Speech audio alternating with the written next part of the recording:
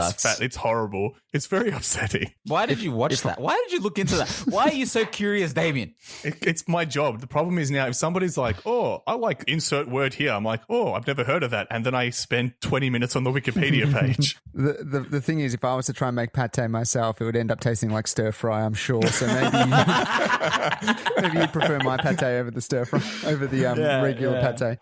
What about you, Tom? Well, so the most expensive restaurant I went to was in New York called Tao, which is, I think it's like there's a couple of Tao restaurants. Marcus, we might have gone to the club version of Tao in Las Vegas. That was the club that we went to. Okay. Yeah, it's a restaurant by day / evening, club party by night. Anyway, so we went to one in New York, and it was it's one of those things that, like, the more expensive the dining experience is, the lower the lighting is, and it was so dark in there that you can't actually see what you're eating. I'm like, well, what are they using all the money I'm paying on? Because it's definitely not light bulbs or electricity. Their electricity bill will be so low. The worst part was they gave Tom 4 plates of flavored air. It was just an empty plate. It's like, this is delicious. Yeah.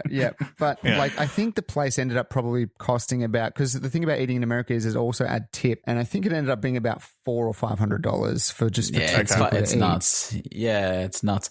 But was this the nightclub version that we went to was the one that had bathtubs, Tom? Yes, that was the nightclub that we went to. As you walk in, there were bathtubs with women sitting in them, like as you enter. So they're not bathtubs for the guests. No. Like, it was funny. You're on the dance floor, you see this bathtub, and this woman, granted, she had bathers on, so it wasn't completely nude or anything like that, but she was just in the bathtub, and I'm like, what the fuck is going on in this club? And that's the kind of club and restaurant this place is.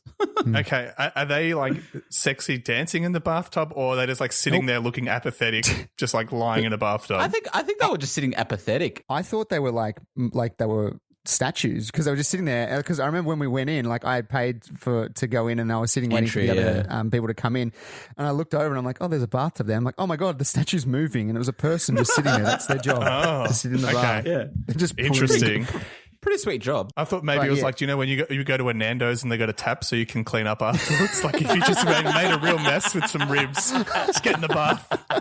I feel dirty after eating that ribs. Well, this place was Asian fusion, and they did a much better stir fry than I could ever do, I will say. That's why. So the food was good, though. The food was good. Yeah, delicious. So we've all fine dined. The thing that I've taken from it is, I think I find cheap meals that are good more satisfying than an expensive meal that's good. Only because, like, when you pay a lot of money for a meal, you're like, well, it better be good. I paid, $1,000 for this whole night. Whereas when you buy a really cheap meal, but it's really good, you're like, can you believe this ramen was only $4? Like, you feel good about it. Yeah, I want to give this perfect example before we finish up. Is for my birthday a couple of weeks ago, we went to a restaurant in Melbourne called Chin Chin, which is a relatively expensive restaurant. We went there for lunch. Delicious food, but it is, it's quite expensive for main dishes and everything. And then dinner time came around, and we're just like, what do we want to do for dinner? And I said, I want to sort of balance out the fact that we spent, $150 on lunch by getting something cheap. And there is a cheap chicken spot in the suburb over from mine, and the food to get a meal for me, my wife, including drinks, was cheaper than one drink at the restaurant I went to. Oh my god! And it was just like equally as satisfying. That's what I mean. Like, that's exactly what I mean. I feel there's like two types of diners out there in the world, and I think we all fit in the one same diner category. But there's two types. There's ones that are happy to go spend on the expensive stuff because they like the difference in flavor, which is cool. That's great. Yeah. Then there's the other diner that's just like, I got this so cheap, and yet I'm amazed by how delicious it was. And there's actually a third one, which is just like, I want to feel like I can't move at the end of it. Yeah, I want it cheap, and I want to be fucking full. I hate those. That's crap. I don't want that crap. I want tasty. I want Marcus, tasty and cheap. We call those people the lazy mo because they just fill you up full of a bunch of not great stuff. Calls the lazy mo. Great. With the chicken schnitzel that's the size of 4 chickens. It's like, this is not humanly possible. Yeah. And you get pancakes, and they give you a whole liter tub of ice cream on the side, and that's just what you get. Thanks, Mo. Mo. Yeah.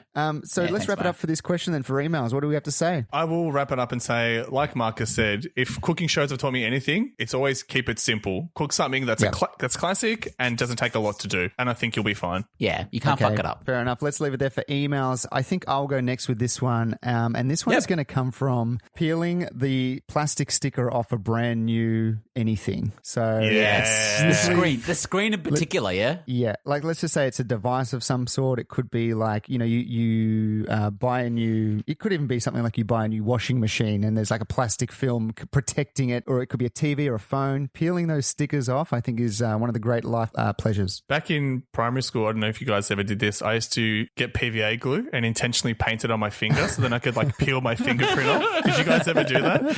Yeah, of course. Oh, I think love that. PVA was made for that, right? That's where my love for peeling started at a young age. Of course.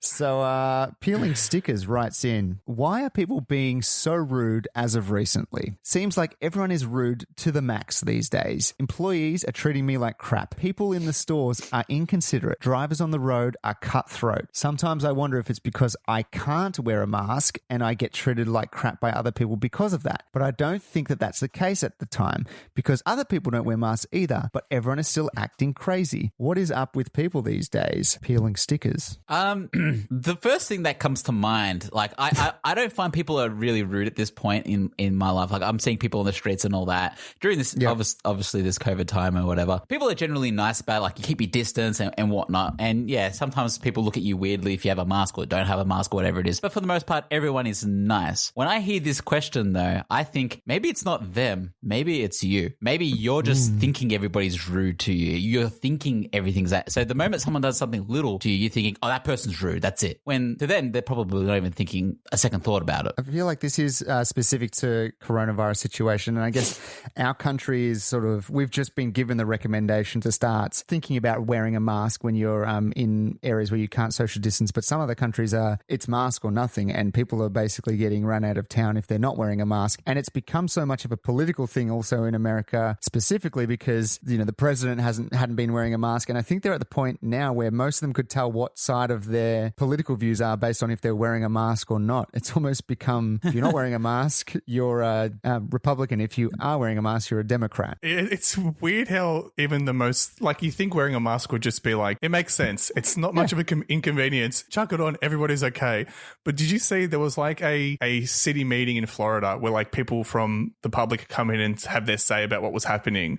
And there was one woman who was saying, how dare you tell us to wear masks? It's an insult to the airways that God created. And it's like, come on, do not put religion into this. Just got to look after your fellow people here. And you laugh, but it's also kind of like, it's a scary thing that people are thinking this way. Yeah, it's true. What I like to see is that like people are at the point now where they're just getting creative with their masks. And, I saw a thing, I think it was on Twitter, and it was like an anti-mask mask that says like, it has a mask that basically says like some passive aggressive stuff about wearing a mask. Like, I'm wearing this because I'm forced to wear it. Like, there's a bunch of different it's like an Etsy page that you can go to and get like, my grandfather fought in World War II, so I didn't have to wear a mask, and now I have to wear a mask. It's ridiculous, right? It's basically become a fashion crazy thing. Yeah. So the idea is kind of like, I'm wearing a mask, but don't get it twisted. Like, I'm not happy about it. I am not happy about it. You basically can say, read my lips. I'm not happy about wearing this mask. Yeah. The reason this person's probably, if they are getting some animosity from people, is because if you're not wearing a mask, like I understandably people are taking that as almost like you're putting everyone else's life in danger and your own in danger, which is like kind of, whereas if you just put a mask on, I think most people will be like, okay, at least they're making the efforts to, do their part. Yeah, I think you're right. I think the mask is the effort that people want to see. Like you might not necessarily agree with it, but if you care about like, I don't want to spread this virus, I don't want to get this virus, putting a mask on is something very basic, very simple, and it keeps everybody happy, even if you don't agree with it. But they said they can't wear a mask. Why? That's what I want to know. Why can't you? Like, I wear glasses and wearing a mask fogs up my vision all the fucking time. I can't fucking get it right. But I still do it. I still try and do it. Like, it makes no sense to not try at the very least. The argument, I think, when people say, like, I can't wear a mask because I have breathing issues, and then people say, well, you probably don't want to get this virus then if you've got some sort of respiratory issues. If you think the mask is bad, imagine having the virus itself. The virus itself, yeah. Exactly. I feel like I guess we're coming off a bit preachy because we're all like, you should wear a mask and stuff, which is like, we're not trying to make the podcast political or anything. It's just, not at all. Common human decency. I had it with my mechanic the other day when I first went to him. This is I knew what the bomb he dropped. When I said goodbye, he went for the fist bump, and I was like, nah. I was like, sorry, I can't help you there. Sorry, mate. No, I can't do it. Yeah, and he completely got it, but I think I guess like some of those tendencies to like go to shake somebody's hand or just like any form of human contact, I guess that's gonna you kind of forget. Have you found like it's saying that people on the road are cutthroat as well? I mean, I don't know if you guys leave the house much, but I drive to and from work every day, and I feel like people on the road aren't cutthroat. I feel like now everyone that is left on the road is just like, great, this is now my fucking circuit. This is now my racetrack. Everybody's loving it. Yeah, there's now plenty of space for everyone, and now like the freeways have just become like the autobahn where people are just like fanging it at 180 kilometers. Like, big deal, doesn't matter. It's ridiculous. I actually got a letter from my work that allows me to be like on the road. Assuming I'm going to work, I can't just like fang it down to a KFC and be like, I'm authorized to be here for my work. Yeah. Have you got anything like that, Tom? I don't actually have anything from my work, and I thought about that if I was to be pulled over, because I work about 45 minutes away from my house, and if they were to like pull up my plate and be like, you're on the wrong side of town, dude, what are you doing here? And I don't know how I would prove what I'm there to do, or one way or another. So it is probably something that they should do to at least vouch for me in some way. Yeah. Speaking of KFC and Marcus singing that song, it's kind of been funny but also crazy the amount of people who've been busted for having parties with everything going on. Yeah. It's like, do you need a party? Do you need to have a KFC party right now at 1:30 in the morning? Damien, they don't care. It's in the song. You're right. That was KFC's fault. That's their whole mantra. I don't care. I love it. This is the Colonel's fault. All right. He doesn't care, and the virus is spreading. They're like saying to the police sergeant, "You wait till you hear from the Colonel. All right, Sergeant, you're in trouble. You're in trouble." Yeah, or like you get, taken to jail, and it's just like, I'm calling my lawyer, and Colonel Sanders rocks up, and you'd be like, he doesn't care. He just loves it. Like what you said, Damien, I find it crazy that people are having these parties. Like what's going through people's heads to like, I don't care. I'm just going to have like a 20-person. Nobody I know's got the virus, and it blows my mind. There was those dudes who got busted for playing Pokemon Go as well, who were like driving around in their car with a group of friends. I was more surprised that people are still playing Pokemon Go. I didn't know it, survived past 2015 or whenever that came out. It came, and like a lot of people stopped, and I stopped included, but they've got like every generation of Pokemon. There's like 45 generations now, so Tom, there's no better time than now to get out there and play Pokemon Go, is what you're saying. It was a fun time when that Pokemon wave hit and everybody was going down to the river to catch a Gyarados. That was a good time. That was good. That was fun. Yeah. So what can we say here then for Sticker Man? What do you think it is? I think it's pretty obvious why people are being rude. People are a bit on edge, obviously, about the situation. That's at least my thoughts. I think it's pretty obvious. If you feel like everybody is being a dick right now, if everybody if everybody around you is an asshole, or if everyone seems moody and anything, it's probably you. If it's everybody, like people that are unrelated to anything else, there's probably something you're doing. Now, whether it's a case of you're doing something that's pissing people off, i.e. the mask, or you're just taking everybody's interpretation as being rude. Maybe it's just like, maybe you just need to cool it. Maybe they're not even thinking about it. Just don't take it so personally. Maybe it's one or two, but I suspect it's you. I don't know. I think it's more like the scenario. As many brands put in their emails that I get, we are in unprecedented times, right? So I think everybody's dealing with the stress of having to be, on guard and, sanitizing everything and being in lockdown. Like, it's stressful times. So you can't always expect people to be in a chipper mood considering what's happening. So you just got to remember we're all in it together. It's got to help each other out. I feel like life is not great at the moment, so any little bit that makes other people's life better is a plus. Is something you should be doing. Yeah, I agree. Let's leave it there for the sticker pulling off. And now, Marcus, it's your turn. What is your pleasure? Well, there's a few little pleasures here that I liked. Like I'm a big earbud person, but since moving in with my partner, she's very much against it. So that's a no. Okay. That's a no-go.